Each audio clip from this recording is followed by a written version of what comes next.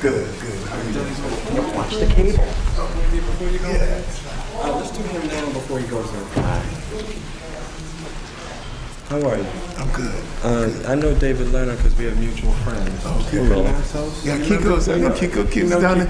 She's down in Philly now. Isn't she? Right. She's a public defender That's for right. That's right. death penalty cases. Yeah. She's a great friend. She's a great woman. Let's start. Why did you decide to come down here? Well, part of the reason I decided to come down was to reiterate essentially my reasoning for filing in the first place. Sometimes what happens is that you create an action, you do some action, and there's no follow-up. And I sure would like to follow up. And the follow-up that I wanted or anticipated was not the kind of punitive action that was taken by the city government.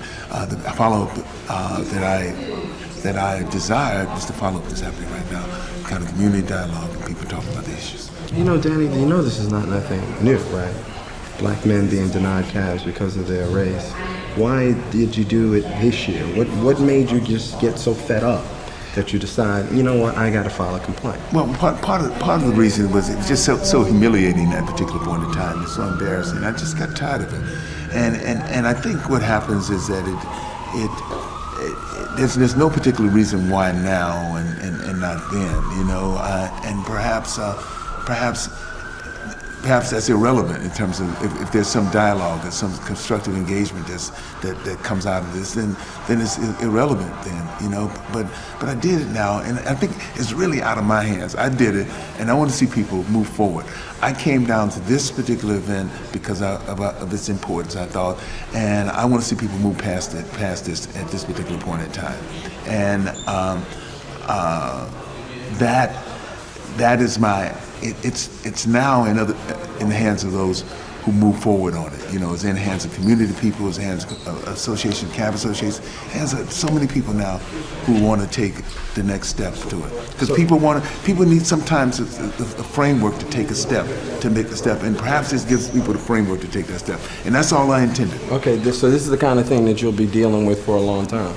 I mean, I'm saying that I won't be dealing with it for a long time. People will ask me about it, I'll be the blunt of many jokes for a long time, but I won't be dealing with it for a long time. I understand that. All right, you got to go. Let him get ahead of you. That's all. All right.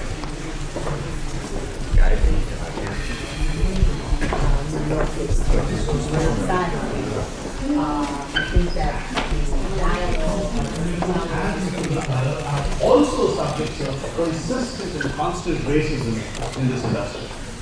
That is the case. And if the taxi drivers feel that something, that an institution is something... He's indicated he wants to speak after he's heard some of the statements. Would anyone in the panel like to ask Bijou any questions? I'm sorry, he left too quickly. Yeah, bring him back. Bijou, I'm sorry, if you don't mind. And I'm sorry we had a little disruption in the middle of your presentation. Believe me, people were paying attention. And daily indignities and discrimination in their lives. The third thing I heard you say, which I think I'd like to again point out, is that the inability of our system as well. I think we're not doing enough, not just in providing taxi services, but every other walk of life to reach out to this particular population. So thank you. Yes, and I'd also like to add to that, the very fact that we're coming together and trying to form some alliances between groups that are both underrepresented. To hand over to them and to a racist mayor, this problem is, I think, fundamentally wrong, and I think we all need to take a position on that. Thanks. Thank you, Bijou. Mr. Bhatti, please. My name is Farooq Bhatti, founder and president of cabdriver Union, is a non-profit organization. We organized this organization back in 1993. My brother Bruce knows very well. He's come from the same ship. He was employee of Tax Collector Commission. And Mr. Bruce, you indicated to me, Pakistani people are coming in this industry like a flood. Please go and lead your nation. And you give me the indication of the school, Hanak Taxi School. And the first Pakistani teacher We, believe me or not, we hassled to put him in to teach our children to become a taxi driver. Thank you for that. We met after a long time. Farooq Bati has 1,800 members from Pakistan, from India, from Bangladesh. There's no any hesitation to apology to you, what happened to you.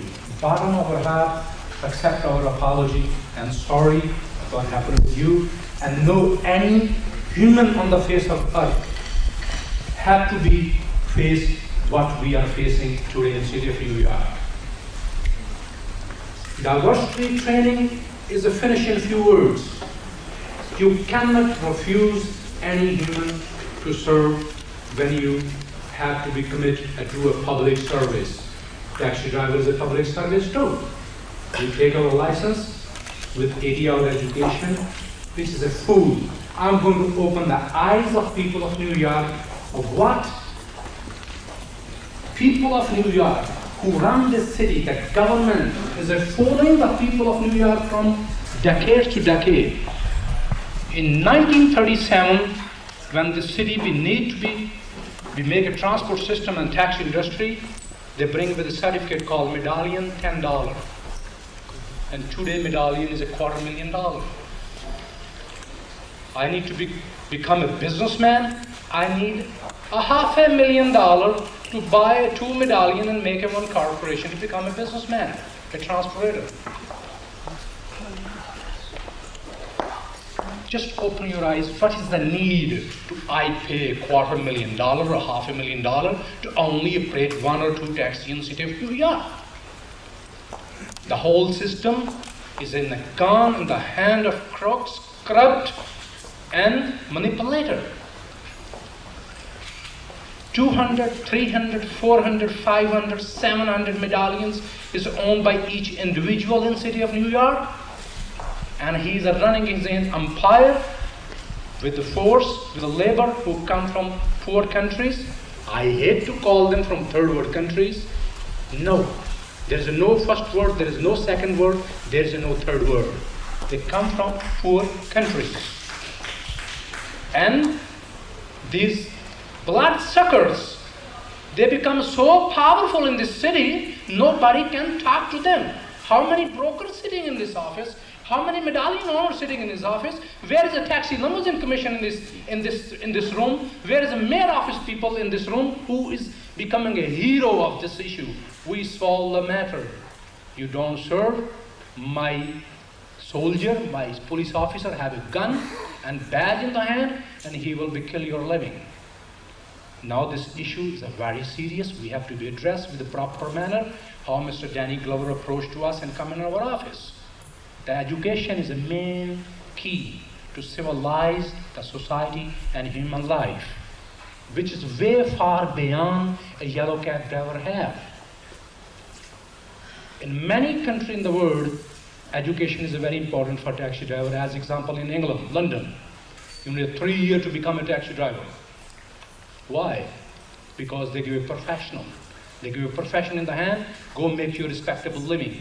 We have 80-hour education, don't fool me. You cannot make me a professional. More effective. Better and more effective education always come with a time. We should be increased time limit, which is too little. And secondly, we have to be open the curriculum. Taxi Limousine Commission have a black box. It's a closed book. They give to 3 schools. And that curriculum is like secret to them. If you ask them, they don't give it to you. So what I hear you saying in the speaker before you also is that